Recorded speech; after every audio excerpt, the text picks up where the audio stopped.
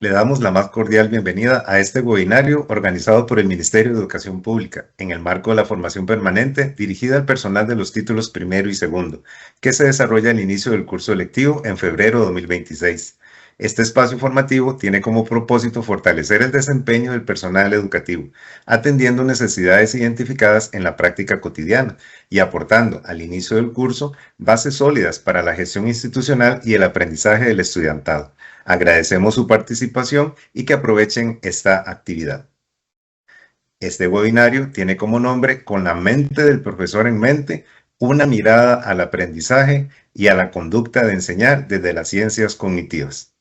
El evento está dirigido a directores y directoras de oficinas centrales, personal de las Asesorías Nacionales de Oficinas Centrales, directores, directoras regionales de educación, asesores, asesoras regionales de educación, jefaturas de asesorías pedagógicas, personas supervisoras, personal docente, administrativo, administrativo docente y técnico docente de los centros educativos de las 27 direcciones regionales del país. Este webinario tiene como objetivo fortalecer las competencias del personal docente y de las personas directoras de las diferentes modalidades del sistema educativo, mediante la comprensión de los aportes de la neurociencia aplicados en la labor educativa, promoviendo prácticas pedagógicas y de gestión educativa que favorecen el aprendizaje significativo, el desarrollo socioemocional y la toma de decisiones informadas. Les habla Nelson Campos Quesada, asesor nacional de la Dirección de Desarrollo Curricular, y les acompañaré como moderador en este evento. A todas las personas participantes les solicitamos por favor llenar el registro de asistencia que se encuentra en el chat a partir de este momento. De esta manera, iniciamos este webinario con la bienvenida al experto internacional invitado, al doctor Paulo Barraza Rodríguez, profesor asociado e investigador de la Universidad de Chile. Adelante, don Paulo. Muchas gracias, don Nelson, por la presentación. Como se dijo, ¿cierto? Mi nombre es Paulo Barraza Rodríguez. Yo soy investigador y profesor asociado del Instituto de Estudios Avanzados en Educación de la Universidad de Chile. Estoy muy contento de esta invitación para estas jornadas de capacitación. Espero que sea muy provechosa. El título de mi presentación es Con la mente del profesor en mente, una mirada al aprendizaje y la conducta de enseñar desde las ciencias cognitivas. Y les cuento que la hoja de ruta se va a dividir en 4 grandes ideas, que en el fondo sería lo que a mí me gustaría que ustedes se llevaran para su casa y reflexionaran en sus comunidades educativas también. La primera idea es esto de la relación entre neurociencia y educación y la importancia del análisis crítico de la evidencia. La segunda idea es la idea de que el sistema nervioso y el cerebro en particular no es un computador con entradas, input y salidas. La tercera idea es que aprender no es captar información, almacenarla y comunicarla. La cuarta idea es que enseñar no es ofrecer información para transferirla o traspasarla al estudiante. Vamos a ir viendo cada uno de estos puntos con cierto detalle para que quede después para su reflexión. ¿Ok? Así que partamos entonces con la idea número 1, y es que neurociencia de educación y la importancia del análisis crítico de la evidencia. Como ustedes ya saben, ¿cierto? Es cosa de que entren a internet y se van a dar cuenta que la relación entre neurociencia y educación está en todas partes. Le van a aparecer mensajes como este, por ejemplo, neuroaprendizaje, neuroenseñanza. Ahora, lo que es interesante es que lo neuro no solo ha agarrado fuerza y moda en la educación, sino que también, por ejemplo, ustedes pueden encontrar libros de neuroliderazgo hoy en día en sus librerías, o neuromarketing y neuroeconomía, neuroarquitectura, incluso yo he encontrado hasta neuropeluquerías por ahí, neurogalletones, como dicen, incluso neuroagua. En el fondo, esto ha sido mirado, digamos, con una mirada crítica desde la ciencia. Y, por ejemplo, en esta revista, este paper publicado en el 2017, el título de la editorial es Neuro lo que sea, inicio y auge de una pseudociencia para el siglo XXI. O sea, que hay que tener mucho cuidado con esto de lo neuro, que en el fondo ha pasado hoy en día a ser más bien utilizado para vender y no necesariamente como como un principio científico que acompaña a otras disciplinas. Ahora nosotros hoy día nos vamos a enfocar en educación. La educación ha empezado a mirar ya desde hace varios años ya con buenos ojos hacia las neurociencias cognitivas, como ustedes ya deben saber, tratando de encontrar aquí en esta multidisciplina que es la neurociencia respuestas a las preguntas más antiguas de la educación, como cómo hacemos para aprender más y mejor, o cómo hacemos para hacer más eficiente la enseñanza. No obstante, yo aquí digo que hay que poner alerta, hay que tener cuidado, porque neurociencias y educación son dos disciplinas muy distintas entre sí. Casi que sus bordes, sus límites, casi ni siquiera se alcanzan a tocar. Acá les voy a dar un ejemplo concreto. Si nos centráramos en el concepto de aprendizaje nada más, y le preguntáramos a gente que trabaja en neurociencias cognitivas, probablemente sus respuestas van a girar en torno a cosas que tienen que ver con neuroplasticidad, potenciación sináptica a largo plazo, etc. Mientras que si le preguntamos a gente que trabaja en educación por el mismo concepto, probablemente nos va a hablar de teorías psicológicas como las teorías de Piaget, Vygotsky, etc. Paulo Freire, por ejemplo. Entonces, dado que estas dos disciplinas son muy distintas entre sí, probablemente esta transferencia directa de un conocimiento de una disciplina a la otra no sea posible, y es por eso que justamente científicas y científicos han propuesto la idea de un puente que conecte ambas disciplinas. Una especie de puente traductor, es decir, que pueda saber leer los hallazgos de la neurociencia y ver la manera en que eso pueda ser útil para la educación, y viceversa. Este tema del puente no es una discusión que esté zanjada hoy día al año 2026, de hecho es un debate abierto y que lleva más de 25 años. Por ejemplo, uno de los primeros artículos, si no el primero, en donde se habla de este puente entre neurociencia y educación es del año 1997. Y así todos los años van apareciendo. El 2006 aparece también un puente interesante, Puente sobre aguas turbulentas, dice ahí el título del artículo. El 2007 se juntan científicas y científicos de todo el mundo acá en Santiago de Chile, justamente para debatir qué tan probable es que se pueda establecer esta relación entre neurociencia y educación. El 2014, de nuevo, aparece publicado en Nature Neuroscience, digamos, un artículo que habla de nuevo del puente entre neurociencia y educación, y así esta metáfora sigue hasta el día de hoy discutiéndose. Entonces, primera cosa interesante para contarle a las profesoras y a los profesores y a toda la comunidad educativa que esté viendo este video, es que no es que esté zanjada esta relación y que sea obvia entre neurociencia y educación, sino que todavía se está discutiendo cómo hacerlo bien, y si es que se puede hacer.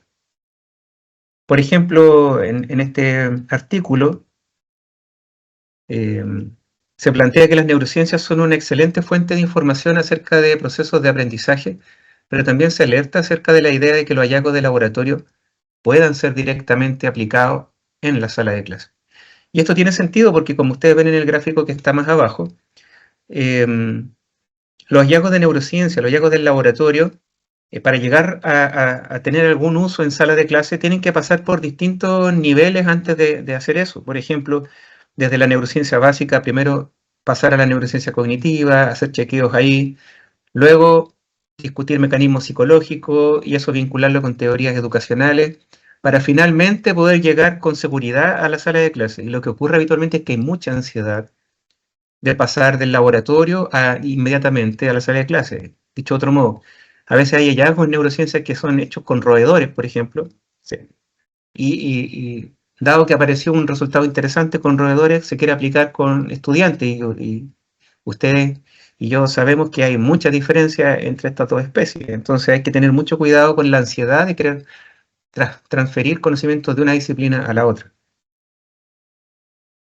Considerando el creciente interés entonces que docentes y directivos de escuelas tienen por saber más acerca de neurociencia de educación, entonces es muy necesario abordar este tópico con extremo cuidado, porque de no hacerlo, se vuelve campo fértil para comerciantes y pseudocientíficas o pseudocientíficos, de los que hay muchos y muchas, queridas profesoras y profesores, que desprestigian el quehacer investigativo, desinforman o peor aún, mal informan a los profesores y las profesoras.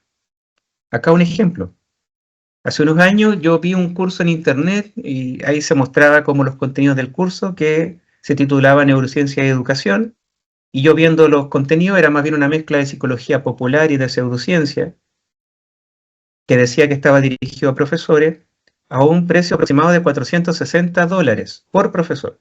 Yo hago aquí un cálculo. Imagínense que a ese seminario llegan 80 profesores. Esa persona, que no es una neurocientífica o un neurocientífico profesional, que solo está hablando de cosas pseudocientíficas y psicología popular, se va a llevar para su casa en un solo día $36.800. Imagínense, o sea, es un negocio tremendo y por eso mismo hay que tener mucho cuidado. Es tan importante este tema que la OCDE, ya imagínense, el año 2002, en el proyecto Cerebro y Aprendizaje, puso atención a esta interpretación errónea, ¿cierto?, que la comunidad no especializada tiene acerca de hechos neurocientíficos.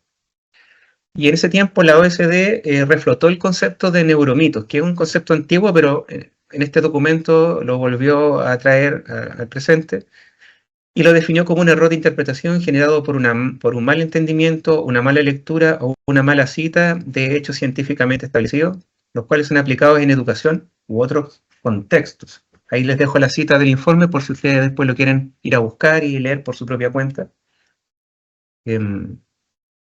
Y la lista de neuromitos en educación es larga y hay de todos los sabores. Por ejemplo, que la música de Mozart hace a los niños más inteligentes, ejercicios de coordinación, por ejemplo, que ayudan a que ambos hemisferios funcionen integrados, lo que internacionalmente se conoce como el programa Brain Gym o gimnasia cerebral. No sé si ustedes han escuchado hablar de eso, pero es súper popular a nivel mundial.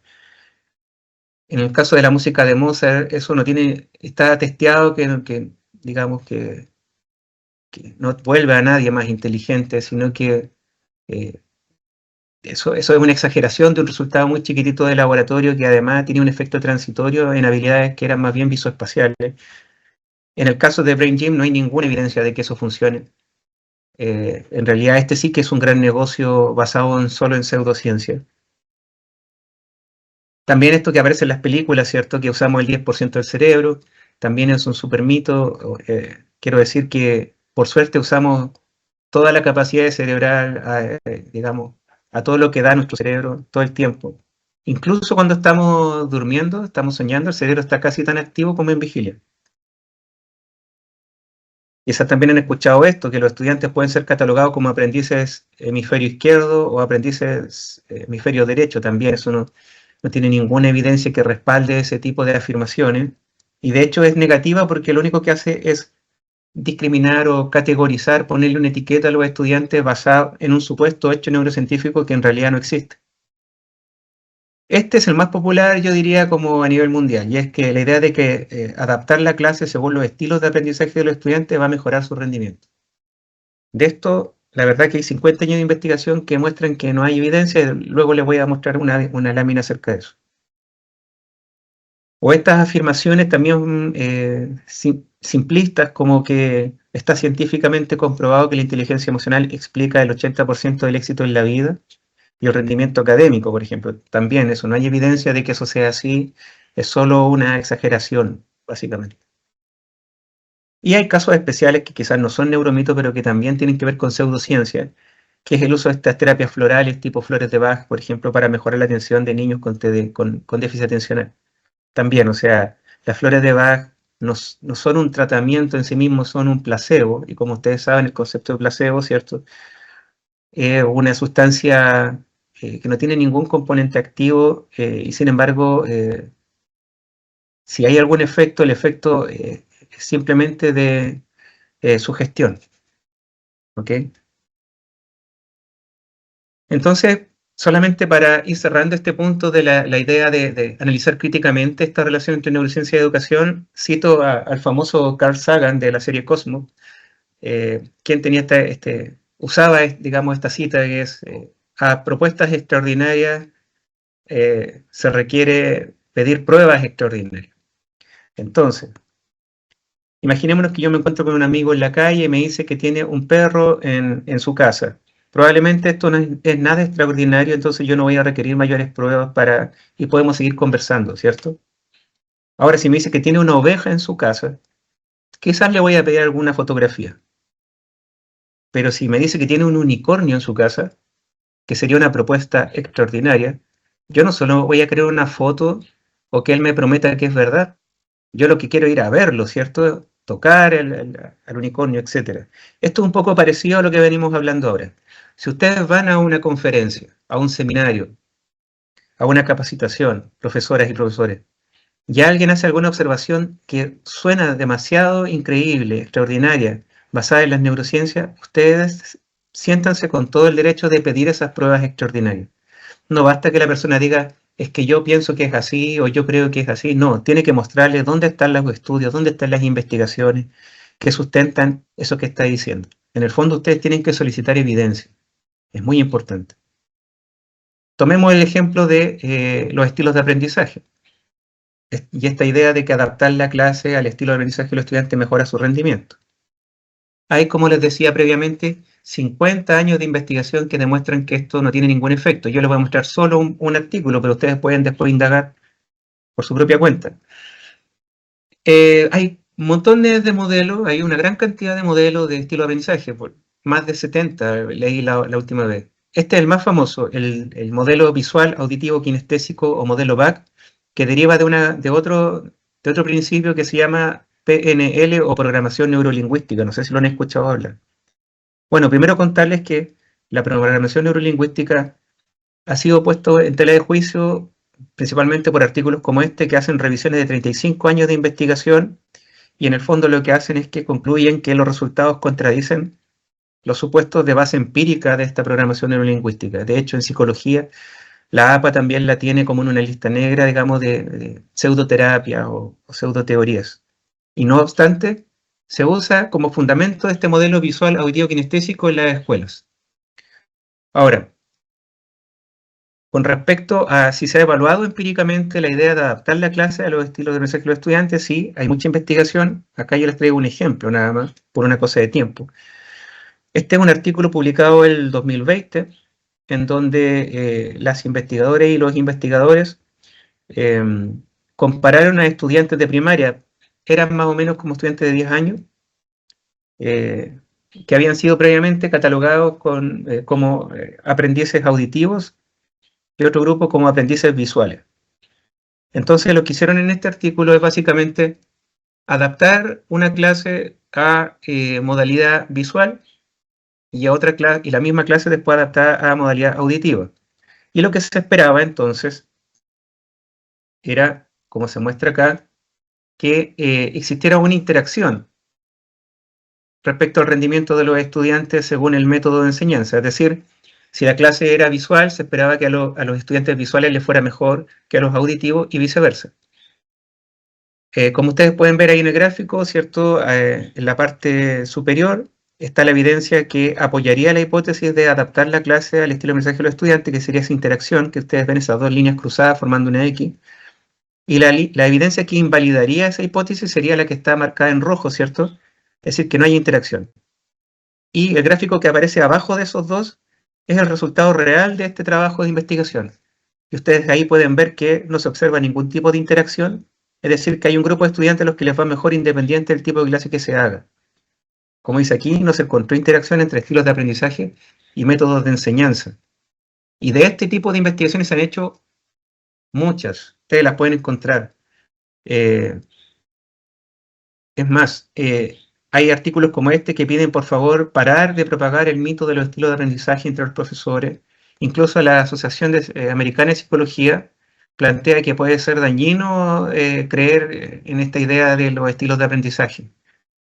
Así que como para cerrar esta primera idea, les propongo que no seguir perdiendo el valioso tiempo de nuestras profesoras y profesores, induciéndolos a implementar en sus salas de clase una práctica sin validez empírica como los estilos de aprendizaje.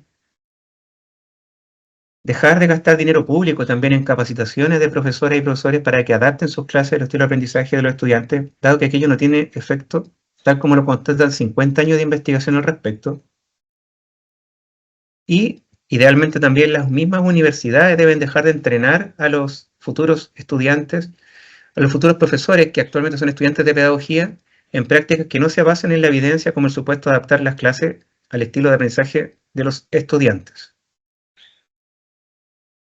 Bueno, ahora vamos a pasar a la segunda idea que me gustaría dejar instalada el día de hoy en esta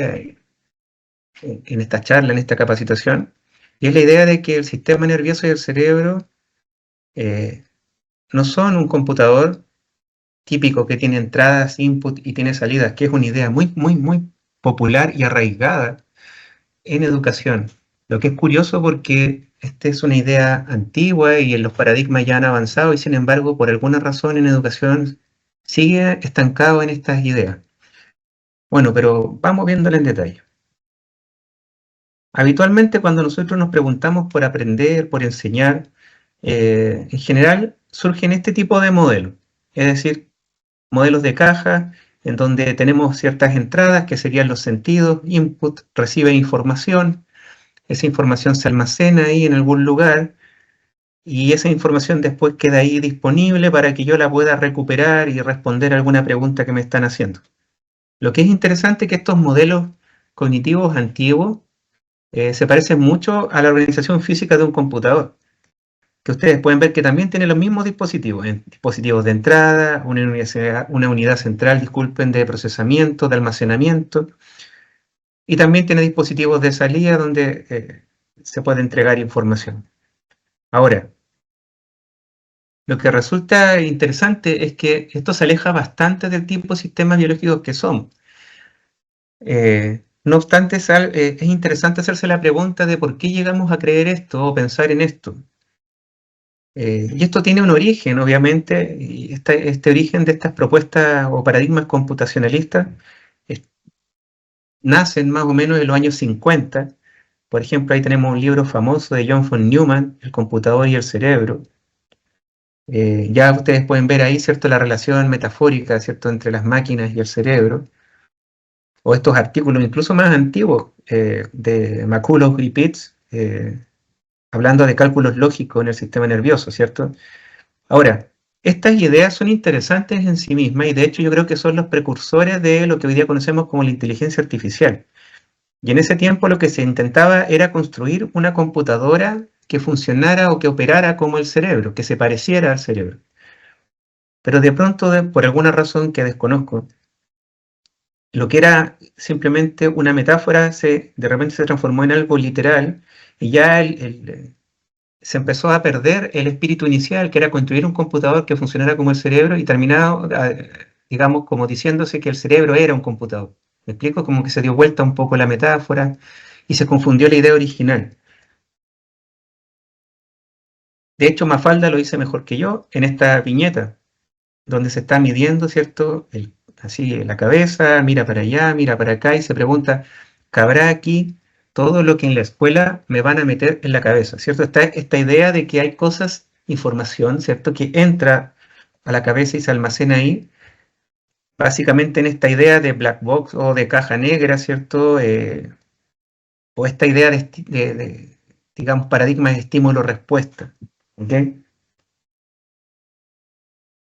Ahora, las computadoras, por ejemplo, bajo esta lógica, son súper buenas para cierto tipo de mundos, como el mundo del ajedrez, por ejemplo.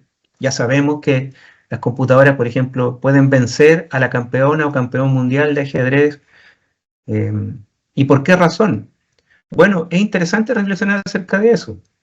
Y es porque el mundo del ajedrez tiene unas características bien particulares, y es que, en primer lugar, tiene reglas de acción predefinidas y es un mundo súper predecible. ¿Qué quiero decir con eso?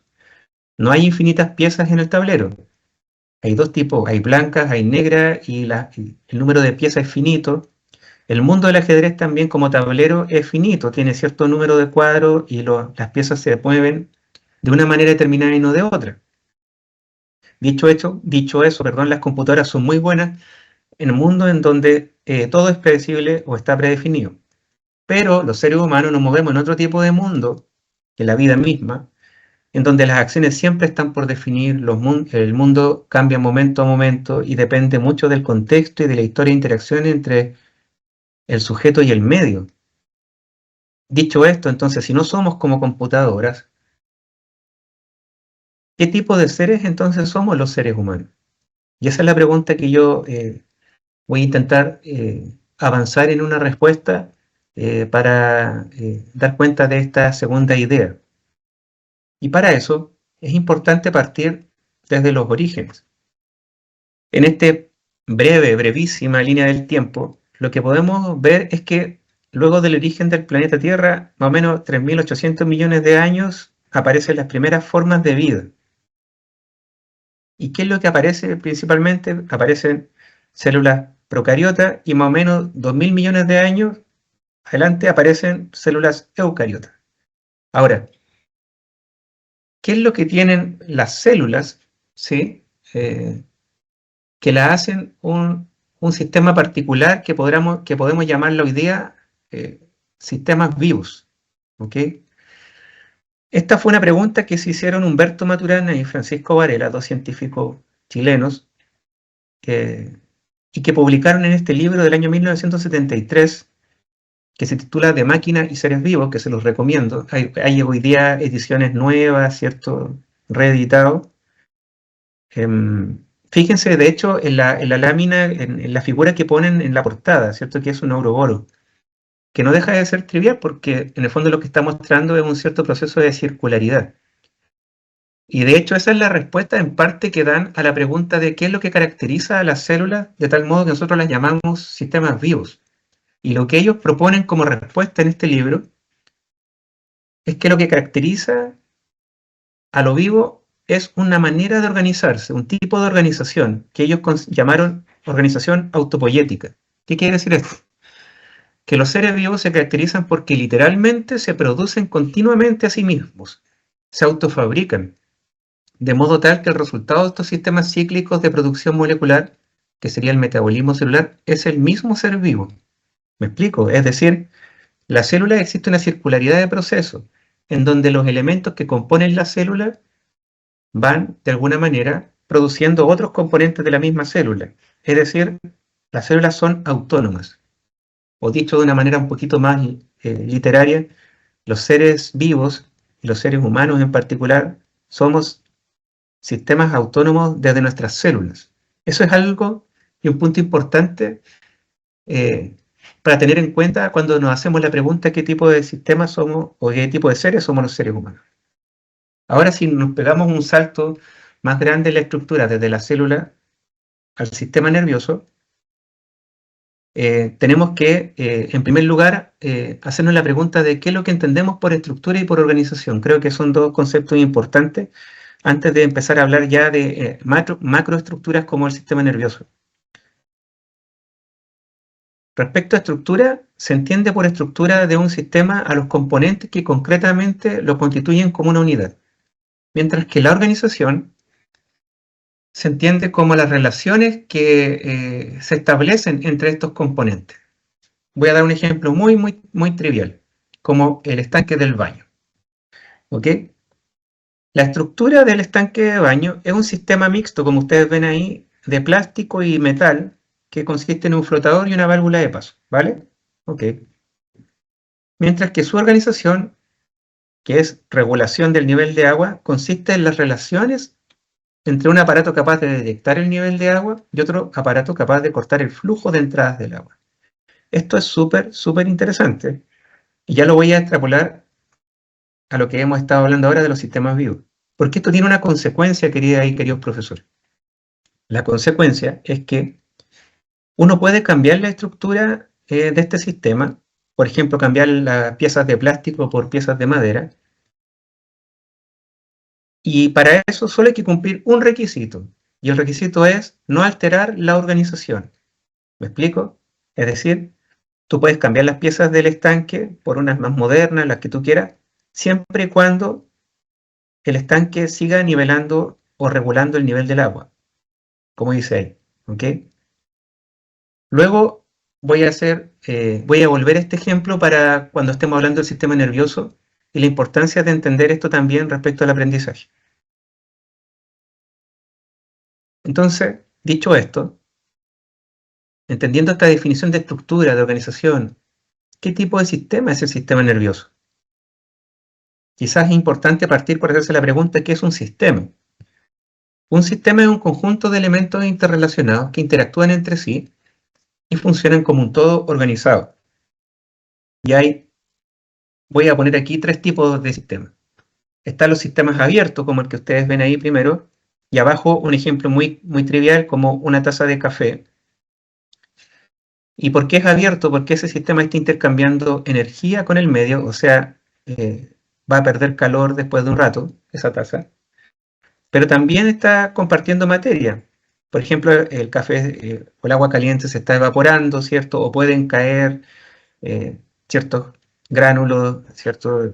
A la taza y tal. Por eso es un sistema abierto. Tenemos también los sistemas cerrados, como ven ahí, es decir, la misma taza de café, pero le ponemos una superficie sobre la taza. ¿Y esto qué conseguimos con esto? ¿Y por qué es un sistema cerrado? Porque no intercambia materia, es decir, no deja que se evapore, ¿cierto? Y tampoco entra nada a la taza, pero sí intercambia energía, es decir, la taza igual se va a estar enfriando después de un rato. Y finalmente tenemos los sistemas que se llaman aislados, es decir, como en el caso este que fuera un termo perfecto, en donde no se va a estar intercambiando ni energía ni materia, es decir, no está entrando ni saliendo nada de elementos, pero tampoco la energía se está perdiendo, es decir, el café se mantiene caliente. Ahora, ¿cuál de estos 3 tipos es el sistema nervioso? Y volviendo a este mismo libro que les comentaba recién, según Humberto Maturana y Francisco Varela, el sistema nervioso se vincularía con un sistema cerrado en su organización. ¿Qué quiere decir esto? Operacionalmente, el sistema nervioso es una red cerrada de neuronas que interactúan. ¿Ok? Y como una red neuronal cerrada, el sistema nervioso no tiene entradas ni salidas, no tiene inputs ni outputs. No hay relaciones intrínsecas en su organización que le permitan discriminar, como dice ahí, a través de la dinámica de sus cambios de estado entre causas externas o internas para estos cambios de estado. Miren qué interesante, queridas y queridos profesores. El sistema nervioso en su organización está cerrado sobre sí mismo, está autoorganizado. No requiere de información ni externa, ni tampoco hay nada que vaya a salir de ese sistema, porque está cerrado en sí mismo. ¿Ok? Y según esta perspectiva, no hay interacciones instructivas. El medio solo selecciona los cambios estructurales del organismo, pero no los especifica, como ven ustedes acá. Es decir, el canto de un pájaro, por ejemplo, que se para en mi ventana, para mi sistema nervioso es solo una perturbación a, digamos, ciertas regiones, digamos, auditivas, qué sé yo, pero en ningún caso el canto del pájaro es información que mi sistema está decodificando y que está almacenando en alguna parte. El canto del pájaro es solo una perturbación que mi sistema nervioso compensa de alguna manera. ¿Ok? Miren qué interesante porque esto ya nos hace pensar respecto a la relación entre ustedes, profesoras, profesores y sus estudiantes.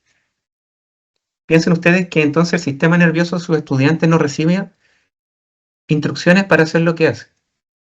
Miren qué interesante. Pero tampoco el de ustedes, profesoras y profesores.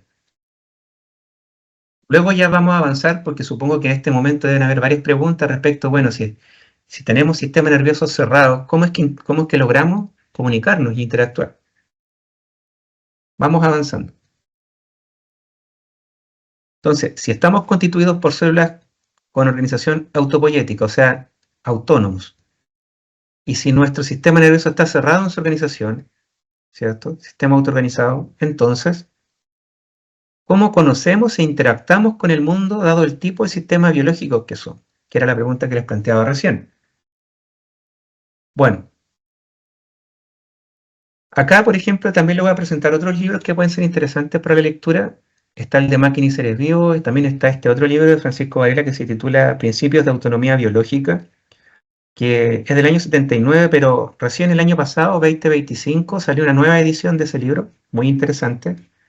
Y también está este otro que se llama El Árbol del Conocimiento, que se los recomiendo también, y que es un libro súper difundido a nivel mundial y está traducido a varios idiomas.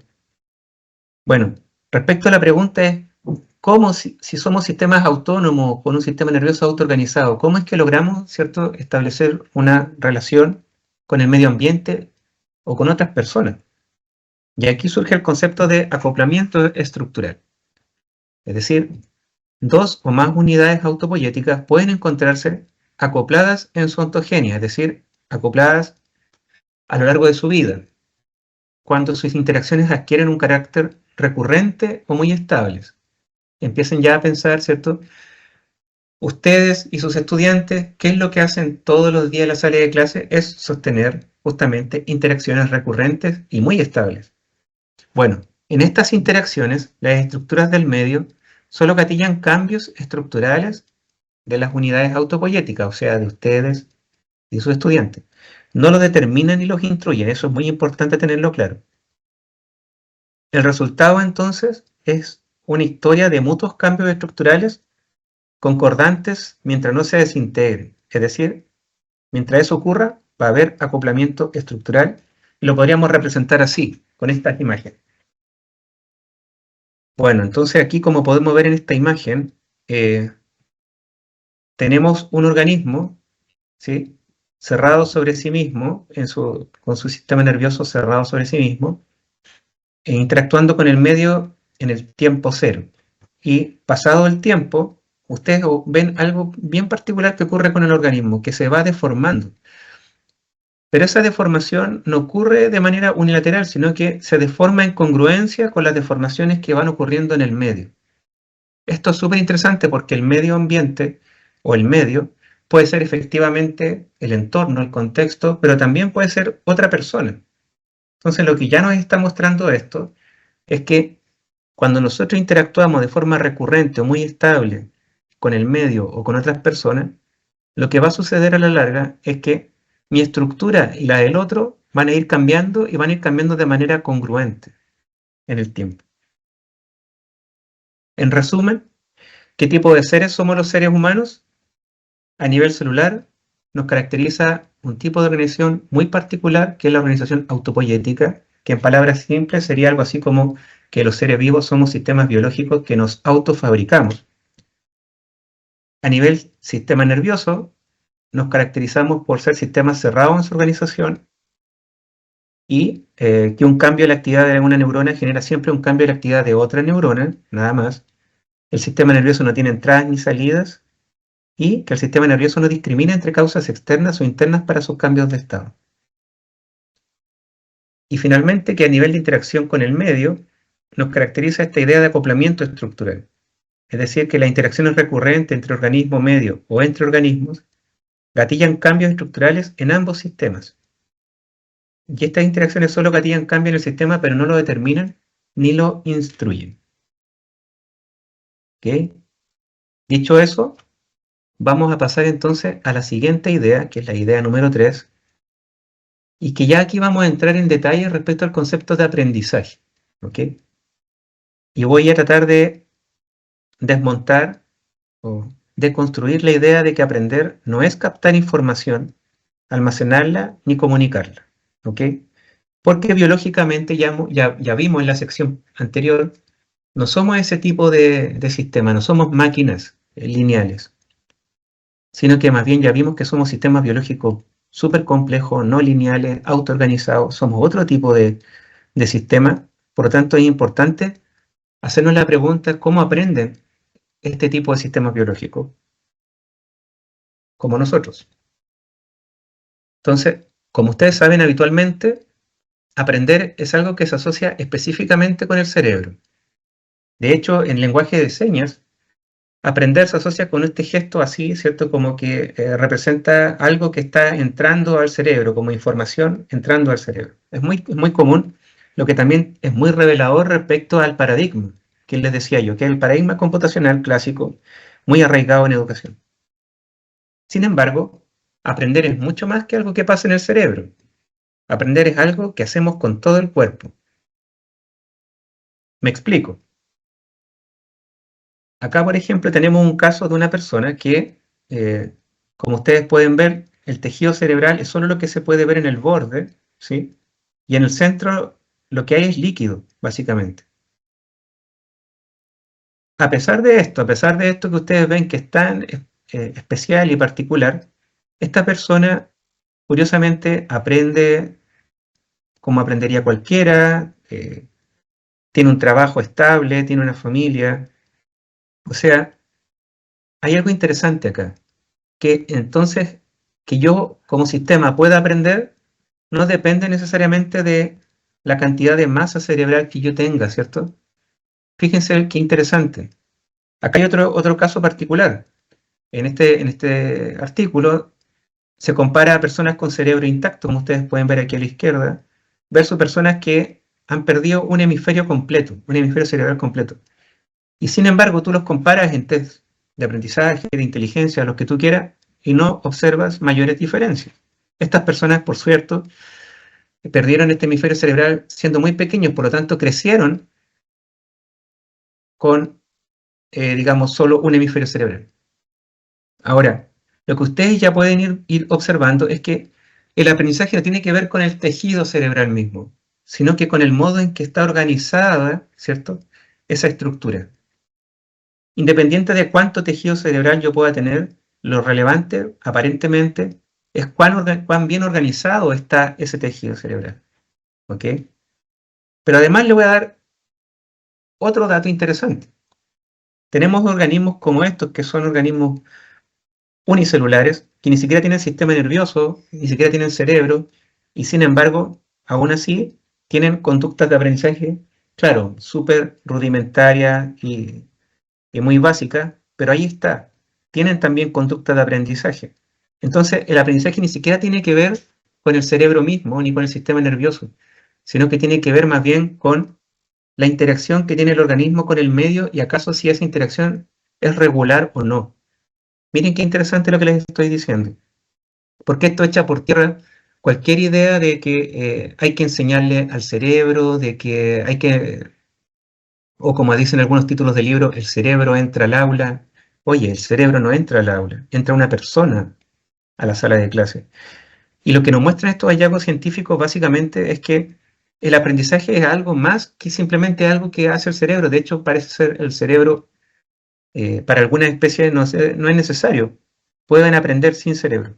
Ahora, tenerlo, claro, tanto mejor tener cerebro porque hace que tu conducta sea más flexible y por lo tanto tu abanico de aprendizaje también se expande.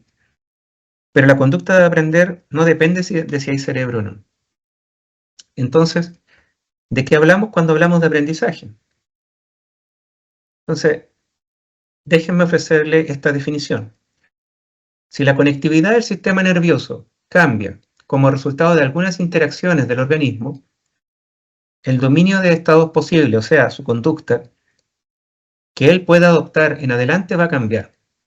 Entonces, el cambio en el dominio de estados posibles, es decir, la conducta, que el sistema nervioso puede adoptar y que tiene lugar a lo largo de la ontogenia o la vida de este organismo, como resultado de sus interacciones, eso constituye aprendizaje. Miren qué interesante esta definición, queridas y queridos profesores, porque no estoy hablando ni de información, ni de contenido, ni nada de eso.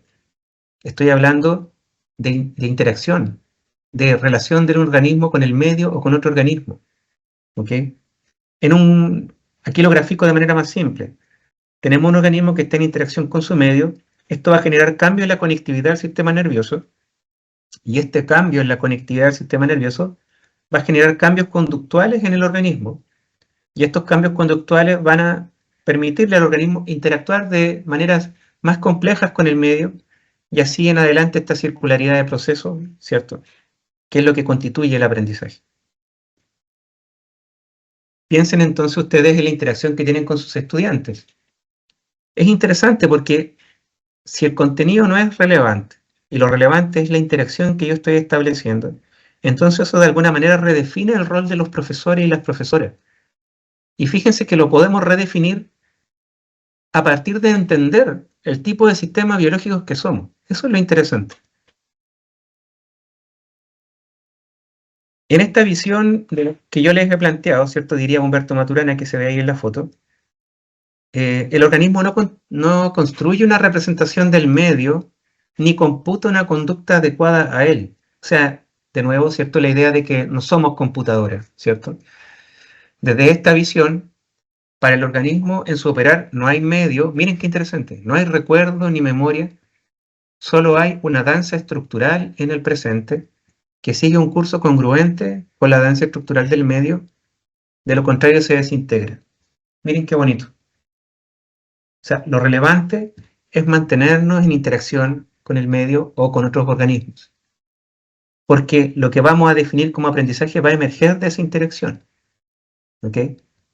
Y esto de alguna manera también libera a las profesoras y profesores cuando entendemos la biología, el tipo de sistema biológico que somos, quiero decir, cuando entendemos nuestra biología, los libera de toda esta responsabilidad de tener que ser los responsables de que los estudiantes aprendan. Lo que nos está mostrando, digamos, esto es que el profesor no tiene cómo poder ser responsable de lo que los estudiantes aprenden, dado que biológicamente el aprendizaje está determinado por el propio sistema nervioso del estudiante. ¿Me explico? O sea, el aprendizaje es bastante inesperado para el profesor. El profesor puede disponer cierta información, contenido, material al estudiante, lo puede entregar, ¿cierto? Pueden socializarlo, pueden conversar acerca de eso, pero lo que el estudiante aprende depende de la historia de interacciones del estudiante, no del profesor, no de las habilidades del profesor. Miren qué interesante, podemos discutirlo después en el chat, ahí ustedes me harán llegar las preguntas. Otro punto interesante acá tiene que ver con la perspectiva inactiva respecto al aprendizaje, que la podemos encontrar en este libro de Francisco Varela que se titula Conocer. Muy interesante también para que lo busquen por ahí, si pueden comprarlo mejor. En donde uno podría extraer que aprender no es acumular información, como hablábamos recién, sino transformar el modo de actuar en el mundo. El conocimiento emerge del acoplamiento dinámico entre el cuerpo, la acción y el entorno, de tal modo que aprender es en actuar nuevas formas de sentido en la interacción. Y aquí les voy a dar un ejemplo para que esto quede mucho más claro. Esta figurita deriva de un artículo publicado en 1963, miren qué antiguo. No obstante, muy vigente el resultado de este experimento, para entender este punto. Miren, acá en este estudio lo que hicieron las investigadoras e investigadores tenían a dos gatitos, estos dos gatitos pasaban la mayor parte del día en oscuridad, y los sacaban a ciertas horas del día para hacer este ejercicio que ustedes están viendo ahí en el gráfico. Había un gatito, como ustedes pueden ver, que estaba dentro de una caja, de tal modo que el gatito podía mover la cabeza, mirar, pero no podía desplazarse por su propia cuenta. Y tenían al otro gatito al otro lado, que este gatito sí podía moverse por su propia cuenta, también podía mirar, y en su movimiento y en su exploración del mundo, hacía que se moviera el carrito del otro gato. Resultado del estudio. Después de haber hecho esto varias veces, soltaron a los dos gatitos, los liberaron, básicamente. A la habitación los liberaron para que hicieran su vida. ¿Qué fue lo que observaron? Que el gatito que solamente estaba amarrado de la cintura, pero podía moverse por toda la habitación, se comportó como un gato normal, común y corriente, se movía, saltaba por todos lados. No obstante, el gatito que estaba dentro de la caja se comportaba como un gato ciego. Y esto es súper interesante, como hallazgo. ¿Por qué se comportaba como un gato ciego? Bueno, es raro porque este gatito podía mirar, podía mover su cabeza, lo que no podía hacer era mover su cuerpo.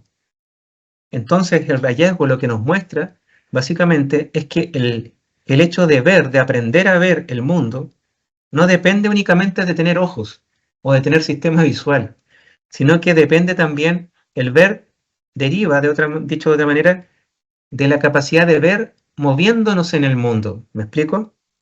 En el fondo, percibimos al movernos en el mundo, y el moverse en el mundo es una forma de percibir. Hay una circularidad ahí entre la percepción y la acción, que tiene todo que ver con el aprendizaje. En resumen, ¿de qué hablamos cuando hablamos de aprendizaje? Por un lado, hablamos de cambios en la conectividad del sistema nervioso derivados de la interacción recurrente organismo-medio, y por otro, nos indica que aprender es algo que hacemos y no algo que nos pasa de forma pasiva, pero también nos habla de que el aprendizaje no es un proceso pasivo de representación del mundo externo, sino que emerge a través de la interacción activa entre un organismo y su entorno. Es decir, los procesos cognitivos surgen de la circularidad, acción percepción.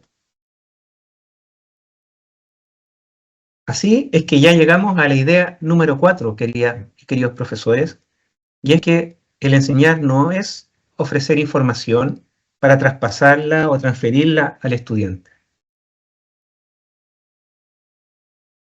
Miren esta imagen que me gusta mucho, la muestro harto en las presentaciones, que es un dibujo que hace un artista, Jean-Marc Coté, el año 1899, y la tarea que le dieron a este artista era dibuje cómo va a ser la escuela en el año 2000. Se imagínense a una persona en el año 1899 y que le dan como tarea imaginarse la educación o la escuela del año 2000.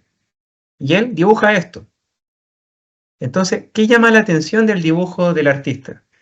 Lo que llama la atención es que, bueno, según el artista, en el año 2000 todos los estudiantes van a estar sentados igual como en el año 1899, ¿cierto? Uno detrás del otro, en pupitres, con la única diferencia que esta vez el profesor ya no hace la clase expositiva, sino que mete libros en una máquina, y esta máquina manda a través de unos cables y a través de unos cascos que tienen los estudiantes, ¿cierto? Unos audífonos, cascos, mandan la información, entre comillas, ¿cierto?, a sus cerebros.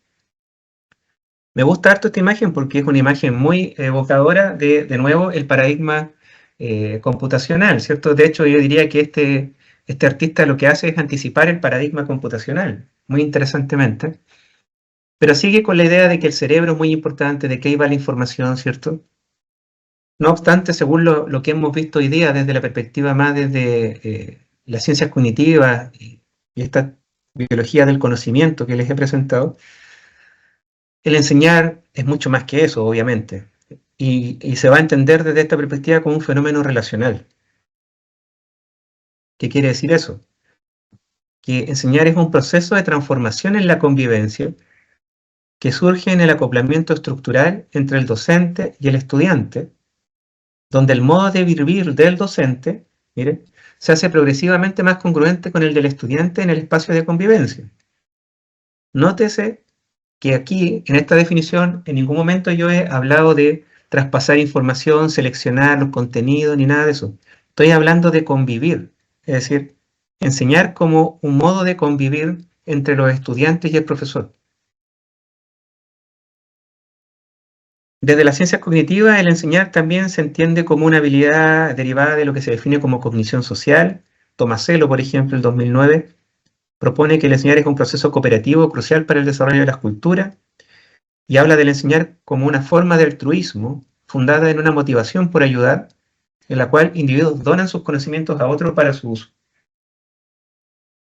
Ahora, antes de seguir adelante con estas definiciones, es importante que volvamos a anclar la idea de la conducta de enseñar desde las ciencias cognitivas y esta biología del conocimiento. Entonces, y para eso tenemos que entender un poquito mejor de qué hablamos cuando hablamos de fenómenos relacionales. Entonces, aquí estábamos previamente que en vez de mirar solo un organismo con su sistema nervioso, como ya lo habíamos conversado previamente, ahora vamos a mirar qué pasa cuando este organismo entra a su vez en acoplamiento estructural con otros organismos, es decir, la sala de clases. Relaciones estudiante-estudiante, profesor-estudiante, por ejemplo. Bueno, es evidente que desde el punto de vista de la dinámica interna de un organismo, el otro representa una fuente de perturbación. Sin embargo, es posible que estas interacciones entre organismos adquieran a lo largo de su ontogenia un carácter recurrente, o sea, a lo largo de su vida, ¿cierto?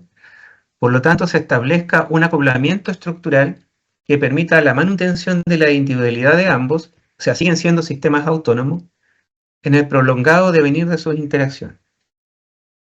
Cuando se dan estos acoplamientos entre organismos con sistema nervioso, resulta una fenomenología muy peculiar.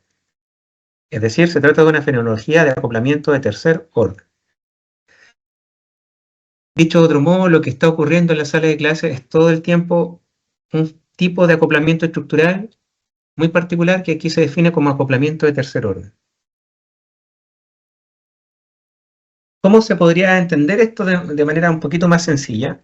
tal como aparece en el gráfico ahí de la izquierda, ¿cierto? Imaginémonos que eso dos organismos, dos sistemas vivos, profesor-estudiante. Y lo que ustedes pueden ver ahí es que la conducta de un organismo A pasa a ser fuente de formación para un organismo B, y la conducta compensatoria del organismo B actúa a su vez como fuente de formación del organismo A, y así sucesivamente en forma recursiva, hasta que se interrumpe el acoplamiento, que podría ser en este caso: sonó el timbre, sonó la campana, qué sé yo, terminó la clase y se fueron a su casa. Si se fijan, profesor y estudiante parten de una manera cuando comienza el año escolar y terminan de otra cuando se acaba la escuela, ¿ok? Porque esa interacción es tan recurrente, pasa todos los días, toda la semana, varios meses juntos, conversando, interactuando, que se van modificando. Y en esa convivencia, en esa interacción, en esa modificación mutua, en esa corregulación, es que van emergiendo aprendizajes, y ese estudiante que no sabía sumar termina aprendiendo a sumar, o ese estudiante que no sabía leer termina aprendiendo a leer. Como dice acá, si los organismos acoplados son capaces de una conducta plástica y permanentemente resultan modificados en las interacciones, sus cambios constituirán dos ontogenias o dos historias de vida históricamente eslabonadas, que van a generar un campo consensual de conductas acopladas que se especifica durante el proceso de su generación. Y un campo consensual así es lo que también uno podría decir es un dominio lingüístico, es decir, estamos nosotros aquí comunicándonos con gestos, con palabras, con señas, ¿cierto? Y nos estamos modificando mutuamente. Entonces ahora volvemos a esta definición, habiendo hecho ese punto desde la ciencia cognitiva, para entender mejor el fenómeno de enseñar. Y una cosa interesante contar acerca de la conducta de enseñar es que la conducta de enseñar no es una propiedad únicamente humana, sino que también se puede encontrar en animales. Por ejemplo, en invertebrados como las hormigas se han publicado reportes científicos donde se observa que las hormigas enseñan, y no solamente enseñan, sino que también evalúan lo que enseñan, por ejemplo.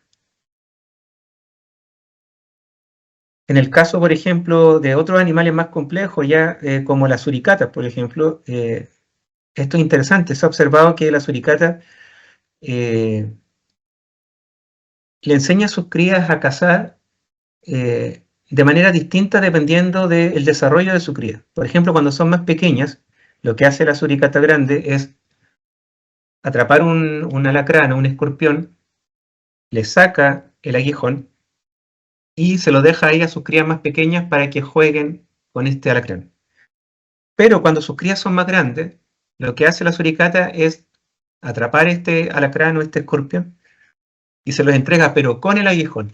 O sea, ustedes pueden ver que hay ahí, ¿cierto?, un esbozo de esta conducta de enseñar, y que además es adaptativa, según la edad de sus crías. ¿Para qué decir, por ejemplo, los chimpancés que le enseñan a usar herramientas a otros chimpancés? Ya, súper complejo. Y también estamos nosotros, los seres humanos, que complejizamos todo dado que desarrollamos el lenguaje. Entonces no solamente enseñamos con demostraciones de ejemplos, sino que también con el lenguaje. Ahora, en el caso de los seres humanos, el enseñar se desarrolla como una habilidad cognitiva natural y emerge muy tempranamente, alrededor del año y medio de vida, con el gesto de apuntar.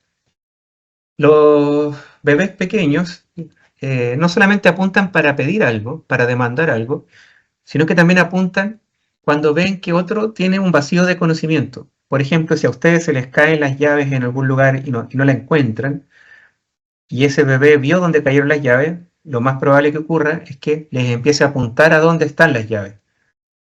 Ese gesto de apuntar es súper complejo porque requiere que el bebé entienda que tú no sabes algo, que él sí sabe, y te puede mostrar y ayudar a encontrar lo que se te perdió.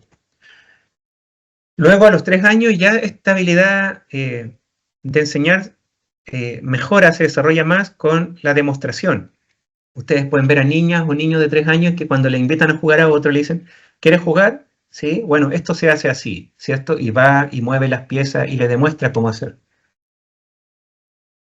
a los 5 años aproximadamente, esto no es fijo, son rangos,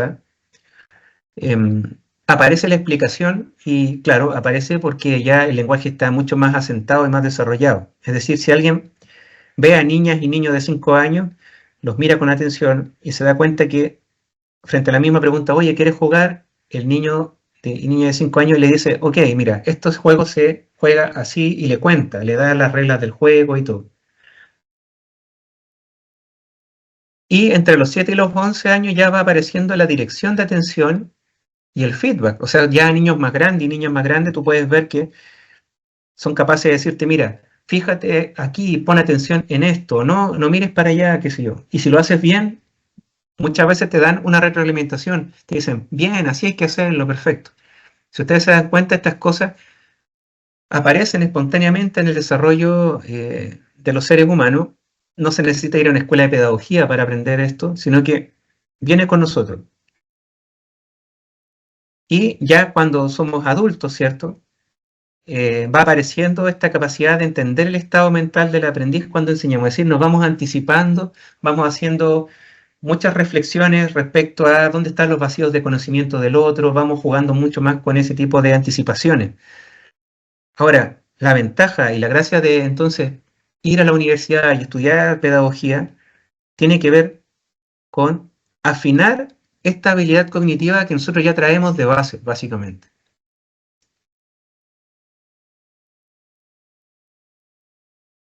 Una habilidad cognitiva asociada a la conducta de enseñar, que es fundamental, y lo dijimos recién, tiene que ver con la mentalización, o esta habilidad para atribuir estados mentales internos como pensamiento, creencias, deseos o intenciones a otros y apreciar cómo estos pueden diferir de los propios. Ahora, específicamente asociado a la conducta de enseñar, esta mentalización va más orientada a una especie de mentalización epistémica, es decir, poder leer qué es lo que el otro no sabe o qué es lo que le está costando entender, de tal manera que yo pueda ayudarlo justo ahí. ¿Te fijas? En este cuadrito donde se ve a dos niñitas que se llaman Sally y Anna, por ejemplo, se muestra la idea de la mentalización. Sally tiene una pelota, como ustedes pueden ver, y la guarda en esta cajita que está de color gris oscuro. Y luego Sally se va, como ustedes ven en la viñeta número 3. Cuando Sally se va, lo que hace Ana en la viñeta 4 es que saca la pelota de la caja y la guarda en su caja, que es la caja blanca. Entonces, típica pregunta que uno hace a las personas para ver su nivel de mentalización es, cuando vuelva Sally, ¿dónde va a ir a buscar la pelotita? Lo lógico es que Sally la vaya a buscar a su caja gris. Si yo digo gris, entonces estoy en un buen nivel de mentalización porque entiendo que Sally no sabe que le han cambiado la pelota de lugar, ¿cierto? Etcétera, etcétera. Pero generalmente los niños pequeños, antes de los 5 años, tú les muestras esta misma viñeta y te dicen que va a ir a la caja blanca. Porque aún no está desarrollada esta idea de poder entender esta falsa creencia que tendría Sally. Pero después de los 5 aproximadamente ya se desarrolla. Y las regiones del cerebro que típicamente están vinculadas son la corteza prefrontal medial, el precunio y la corteza cingulada posterior, como ustedes pueden ver aquí en estas imágenes. Ahora, si profundizamos la idea de la conducta de enseñar respecto a contextos educativos, es decir, saltamos de la conducta de enseñar que es cotidiana, que todos tenemos por defecto, por ser sistemas biológicos que somos, y la llevamos a la conducta de enseñar afinada, es decir, la que desarrolla, la que va perfeccionando una persona que se dedica profesionalmente a la pedagogía, entonces nos encontramos que ya no solo basta con hacer una buena lectura de los vacíos de conocimiento del otro o de la otra, sino que, como dice Vanessa Rodríguez, ¿cierto? Y Michelle Fitzpatrick, en su libro que se titula The Teaching Brain, que se los recomiendo también si lo pueden descargar por ahí o comprar, ellos plantean que para una persona que se dedica profesionalmente a enseñar, no solo es importante hacer una buena mentalización de las necesidades educativas del estudiante, sino que también es crucial que quien enseña sea consciente del contexto en que enseñe. Miren, varias cosas. Consciente del contexto en que enseña, de su rol como docente, de su práctica pedagógica y de las interacciones docente-estudiante, y a eso lo llevan a un modelo que ellos llaman de las cinco conciencias o 5 awareness. Awareness no es una buena palabra traducirla como conciencia, sino que más bien como darse cuenta. Esa sería la mejor traducción al español. Es decir, darse cuenta de la interacción, darse cuenta del aprendiz, darse cuenta del contexto, darse cuenta de su identidad como profesor y darse cuenta de su práctica pedagógica. Entonces ya enseñar de manera profesional es mucho más complejo que simplemente el enseñar natural que nosotros tenemos por defecto. Ya se pueden dar cuenta, ¿cierto? Cognitivamente es muy demandante.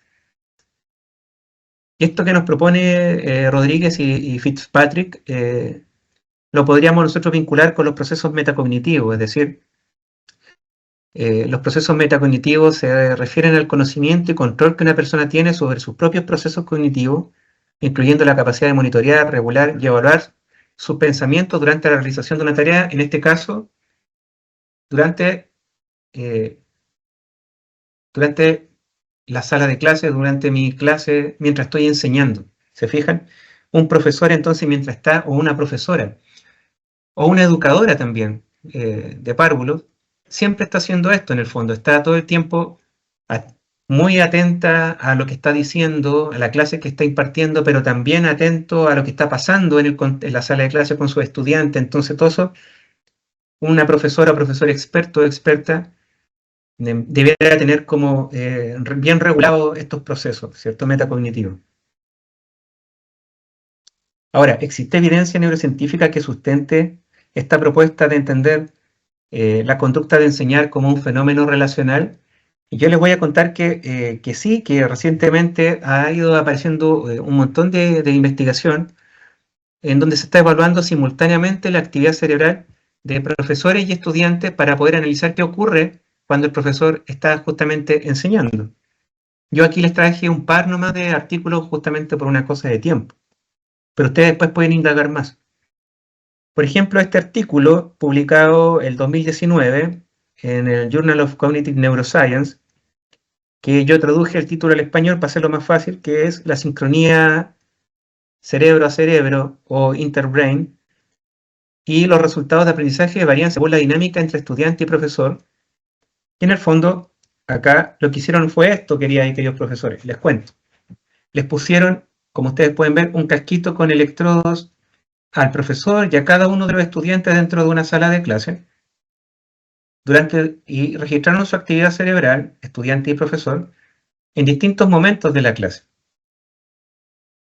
Y el resultado que se encontró, muy interesantemente, es que la dinámica cerebral del profesor y de los estudiantes se acoplaba, se sincronizaba, en el fondo, es dicho de otra manera, es como que bailaran al mismo ritmo y al mismo paso, cuando había mayor compromiso de los estudiantes con la clase, o lo que en inglés se dice el engagement, y cuando había más cercanía social también. Como dice acá, ¿cierto? Estos hallazgos muestran que cuando un estudiante se siente más conectado o cercano al profesor, sus cerebros tienden a acoplarse, sincronizarse más durante la enseñanza. O en otras palabras, la calidad del vínculo social entre profesor y estudiante tiene un impacto real y medible en cómo se aprende. Esto es muy interesante, dado lo que yo les estaba contando respecto de este acoplamiento estructural de tercer orden que se da cuando dos sistemas u organismos interactúan recurrentemente en el tiempo. Otro hallazgo interesante en esta línea, este artículo del año 2020, también publicado en Journal of Cognitive Neuroscience, que titula El acoplamiento cerebral entre instructor y aprendiz discrimina entre enfoques de enseñanza y predice el aprendizaje.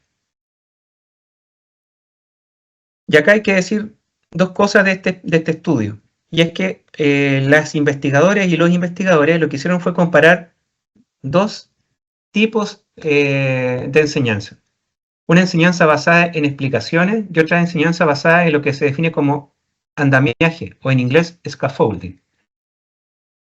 Respecto a la enseñanza basada en la explicación, se asume que el aprendizaje surge como resultado de clarificación de la información, ¿vale? Es decir, le pregunto al estudiante cuál es la capital de Chile y luego le doy la respuesta, le digo Santiago. Eso sería como una enseñanza basada en la explicación, que es muy típica y muy tradicional. En cambio, la enseñanza basada en andamiaje consiste en promover el compromiso activo del estudiante mediante preguntas claves y pistas con el fin de guiar su comprensión durante el aprendizaje. Es decir, en vez de dar la respuesta correcta, lo que hacen los profesores y profesoras dentro de este andamiaje es ir incentivando la búsqueda de la respuesta en los estudiantes a través de, como dice ahí, hacerle preguntas, hacerlo reflexionar, etc. Entonces son dos modos distintos de enseñar. Entonces aquí ustedes ven un poco lo que se hizo, ¿cierto? En algunos casos se usaba la estrategia de andamiaje, en otros de explicación, y ahí habían dos personas conectadas a una maquinita, uno que era el profesor y otro era el estudiante. Y el resultado, como se puede ver acá, ustedes pueden ver primero que los resultados de aprendizaje fueron mucho mejores cuando se usó la estrategia de andamiaje, que es la barrita verde, ¿sí?, que cuando se usó la explicación. Y además, esas diferencias se relacionaron con una actividad distinta de las regiones frontales, un acoplamiento de regiones de la corteza prefrontal aquí adelante entre profesor y estudiante. Y como dice la interpretación, ¿cierto?, el acoplamiento cerebral docente-estudiante ocurre sobre todo en momentos de interacción activa y significativa y no tanto cuando el profesor solo entrega información. Esto refuerza la importancia de fomentar una enseñanza participativa donde el estudiante esté mentalmente involucrado y contribuya activamente al proceso. Por lo tanto, en resumen, ¿de qué hablamos cuando hablamos de enseñar? Y ahí les recomiendo el libro Emociones y Lenguaje en Educación y Política de Humberto Maturana, se lo pueden conseguir o descargar. Enseñar entonces como un proceso de transformación en la convivencia que surge en el acoplamiento estructural entre el docente y el estudiante, donde el modo de vivir del docente se hace progresivamente más congruente con el del estudiante en este espacio de convivencia. Les conté que hay evidencia neurocientífica que está respaldando este punto. Ahí hay varios papers que les puedo dejar, ustedes después los pueden buscar. Y que el resultado contundente de estas investigaciones es que cuando la calidad de la interacción pedagógica, ¿cierto?, es alta, entonces lo que se observa a nivel cerebral es un acoplamiento, una sincronización de las dinámicas cerebrales entre profesor y estudiante. Ya para ir cerrando esta presentación, les quiero dejar un mensaje final que está dicho en el libro Del Ser al Hacer de Humberto Maturana y dice así: el niño o la niña en la escuela no aprende matemáticas, sino que aprende a convivir con un profesor de matemáticas. Esta relación entretenida o fascinante, algún día quizás la o lo motive a seguir por su cuenta y se convertirá en un profesor de matemáticas o en un matemático. Un profesor a uno no le enseña algún contenido, como dice Humberto Maturana, sino que uno conoce un modo de vida, que es lo que hemos estado conversando hoy día en esta jornada. En este proceso, posiblemente uno se familiarice con las reglas del cálculo, las leyes de la física o la gramática de un idioma. Y la afirmación que hacía Humberto Maturana es que el alumno aprende al profesor. Miren qué interesante. Y eso es un poco el mensaje general que yo quiero dejar en esta jornada. El alumno no aprende contenidos, como dice Humberto Maturana, sino que aprende un modo de vivir, y definitivamente lo que hace el estudiante es aprender al profesor durante todos sus años de escolaridad. Muchas gracias por su atención. Ahí está mi correo electrónico por si me quieren enviar algún mensaje, pregunta. Yo feliz de contestarlo de manera oportuna. Muchas gracias.